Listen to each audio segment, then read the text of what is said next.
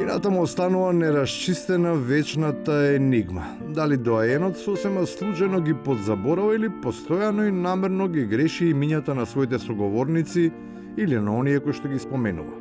Вистински раритет е емисија во која тоа не се случило, а низата и покрај дофрлувањата си продолжува. Како буџет? Дали ово што го планираше владата и министерот бюџети? Не се грешат само имиња, проблем има кога постојано се зборува за Сидро и тоа без оглед дали влече напред или назад. Редовно се поврзува со рацете на капетанот кој управува со бродот. Ако тоа се вика кормило, тогаш се поставува прашањето: како се нарекува тој кому му е доверено? Овде се пред екраните две Марии. Мојата соговорничка Марија Петрушевска, која што сега ја има улогата на корминар во комисијата за буџет. Без оглед кој да е кормилар, практиката, барем според експертите, покажува дека товарот кој му се става е толку тежок што ја проблематизира носилоста.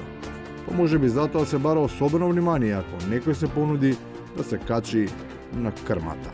Кога ќе земете жена која веќе била мажена, во овој случај едната партија превзема државата од другата партија, може да биде малку трудна и малку повеќе трудна и да има неколку деца на страна. Тие што навреме се симна, сега од пристаништето зајадливо мафтаат и пуштаат димни сигнали, со кои не само што сакаат да си се оправдаат себе си, туку вината за тоа каде тој плови, да им ја префрлат на патниците кои не сакале да патуваат во неудобни кабини.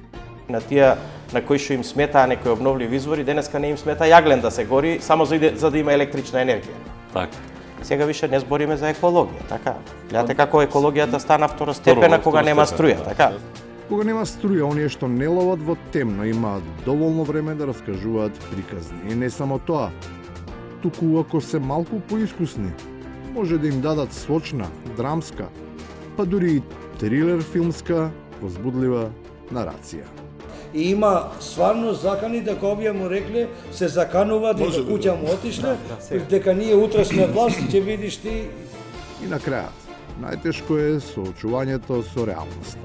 Ова се буквалниот превод на англискиот имунитет на стадо малку звучи, нели лошо, ама меѓутоа за некои работи стварно се однесуваме како стадо. Мора да си признаем.